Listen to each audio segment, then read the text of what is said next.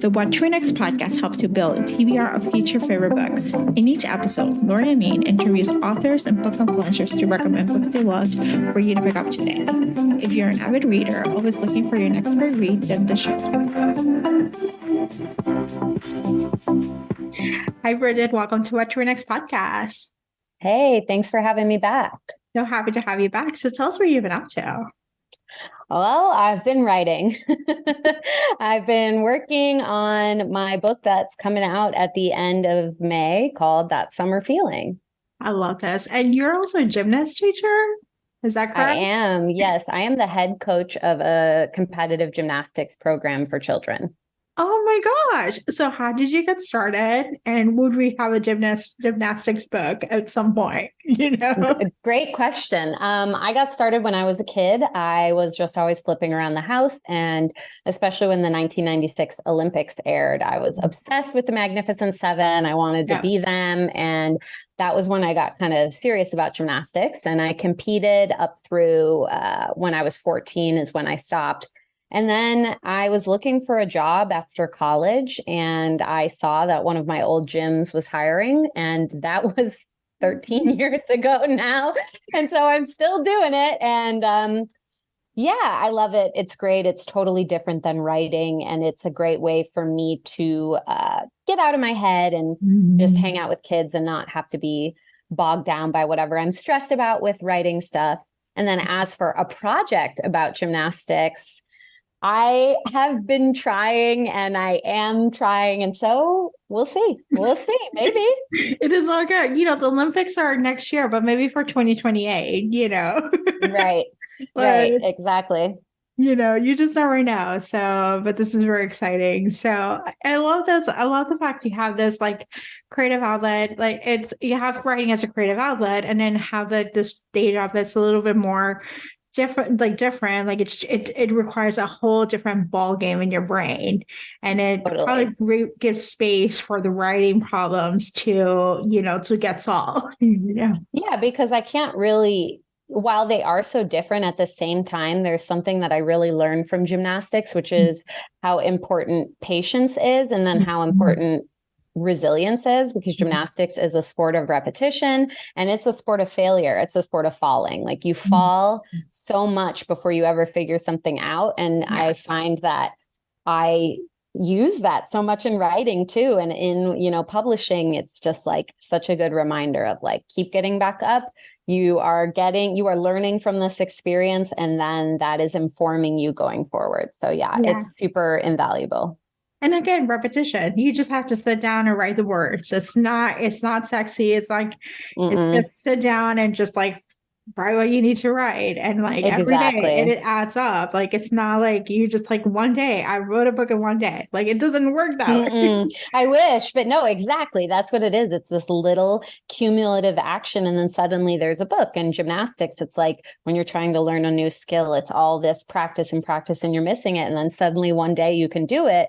And it can feel sudden, but when you look back, much like with a book, you're like, I finished it. And with a gymnastics skill, you're like, oh, I used to not be able to do this. And now I don't even think about it anymore. So It's a true statement of the overnight success. It doesn't exist. It doesn't. It's a lot of work to get to this place, Exactly. Totally. So let's talk about that summer feeling. What is the elevator pitch?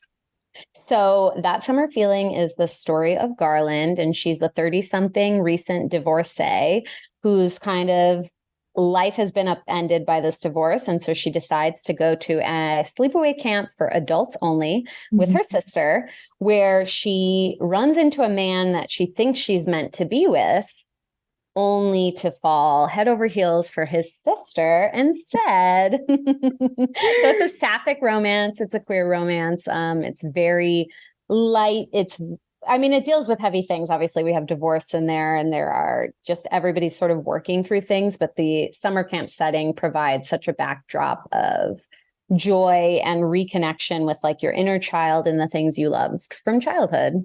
I love that. So what was the research for you, thinking about summer camp, like, for adults, like, Yeah. So they activities do. and stuff? I didn't go to one or anything. They do exist, summer camps for adults. There's definitely a couple different types of them. And what's funny is I actually never went to a summer camp, a traditional summer camp as a kid. I went to a gymnastics camp, but like a sleepaway gymnastics camp. But when I tell you that's not what summer camp is, it's like you just went and did gymnastics at another gym in another state. Yeah.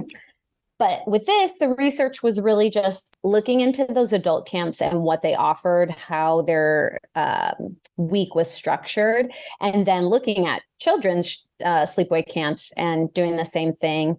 And then for the setting, this book is set in the Blue Ridge Mountains in Georgia. And I actually visited there and I stayed in the mountains, and that was the inspiration for the setting. So it was sort of just applying that research and inventing then a place in my head that existed where I stayed.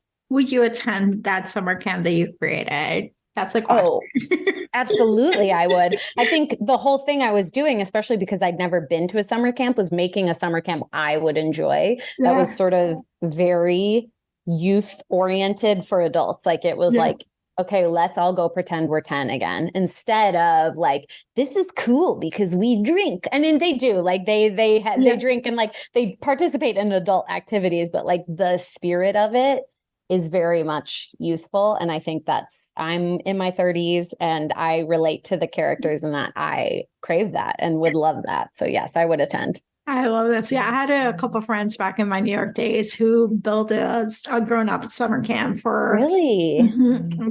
It was called Soul Camp, and it was like this wellness woo-woo with like fun activities, like regular sleepaway camps. The way they came about was they met at summer camp years ago as teenagers, and they decided to get into business together.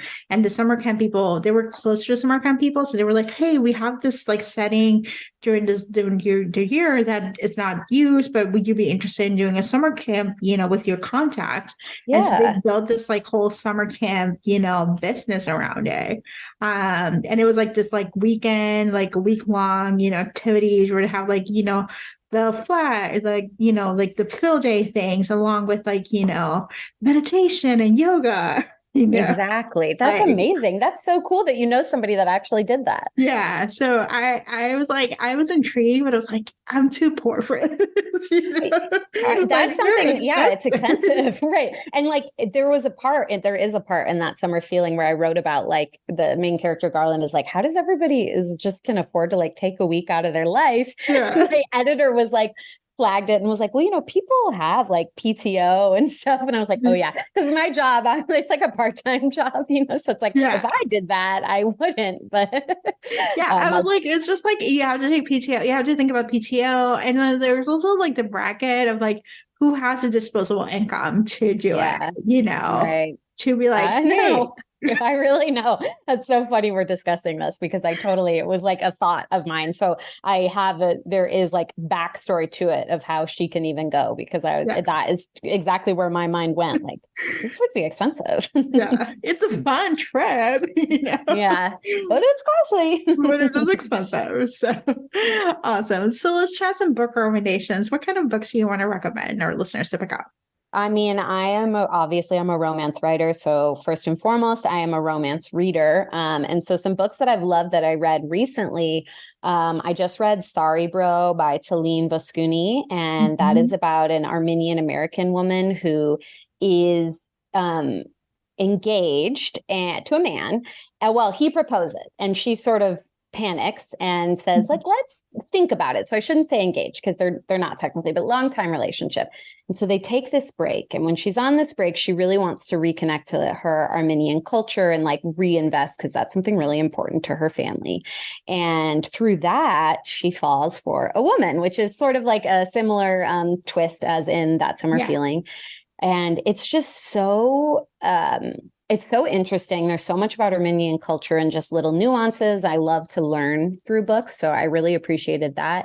And then there's just so much relatability. The main character is super engaging and just like vulnerable in a way that I also love. And then, of course, it's a sapphic romance, which I how could I not love? I write it. So that's definitely would be first on my recommendation list. I read it's not out yet. It's called With Love from Cold World by Alicia Thompson. I believe it comes out in August. And she's so good at these very niche things. And this is basically set in Florida at a cold, like it's like a theme park that's like centered on like wintry things, but it's year round in Florida. And so it's just a bookkeeper, or like a girl who works in the sort of the business side of it, and then a guy who works in the more of the attraction side of it, and they're enemies, or they're just like have friction, and they end up falling for each other. And I mean, it's like, that's what's so great about romances. It's just like, what's going to happen, obviously, but it's just when an author can really get you to invest in the characters, the payoff is just so sweet. And it's just like, it feels revelatory, even though obviously from page 1, you pick it up and what's going to happen. And I just think that that's the best thing about reading, honestly. You're getting a book and just being like, you got me there. You took me exactly where I wanted you to take me. And then lastly, I would say I just finished Meet Me at the Lake by Carly Fortune, which came out at the beginning of May. She's the author of Every Summer After as well. And she does such a great job of the women's fiction romance mashup. So a little bit heavier themes. She's always kind of working with grief and death in there, but then the romances just have that like total crackly tension to them. And she does such a good job of dual timelines. And she did that in both of them, where you're seeing a past timeline between the main character and her love interest, and then the present, and then sort of how they intersect and what's happening in the past and how it informs the present. So I think those 3 recommendations can kind of like really give you such a big scope of how romance is in the current market, a contemporary romance, I should say. Yeah, and I love Meet Me at the Lake. It has like the summer dirty dancing feeling of just, in this like lakeside resort. It's, it's in Canada, but I feel like it's in the Catskills, But that's what I love too. I love it's similar to what I was saying about Sorry Bro. And I love to like learn about places or cultures that I don't know as much about. And I've never been to Canada, but I think Carly writes about it with such affection that it feels it paints such a vivid picture for me that I understand it so well through her books. And and she does such great settings. I love the like lakeside resort. Yeah, I love that. And the day in Toronto, I was like, oh, I need to travel to Toronto. Exactly. Yeah, it makes you want to get out of your house. It's good. It's good when an author can do that. Basically, just visit Carly and be like, hey, Carly, I'm in your house. Let's do it. Let's do the tour. Let's do the tour. So exactly. Awesome. So Bridget, tell us where we can find you online. I am really just on Instagram these days, and my handle is Bridget J. Morrissey. And then I have a website, which is the same, bridgetjmorrissey.com. But I'm occasionally on Twitter, but it's pretty rare. So I would say Instagram and my website. Thank you, Bridget, for being on the show. Oh, thank you so much for having me. If you enjoyed this podcast, feel free to share with friends, subscribe, rate, and review the show. This is the easiest way to support the podcast. For a list of books mentioned and other book recommendations, please visit whattoreadnextblog.com. Thank you so much for listening and happy reading.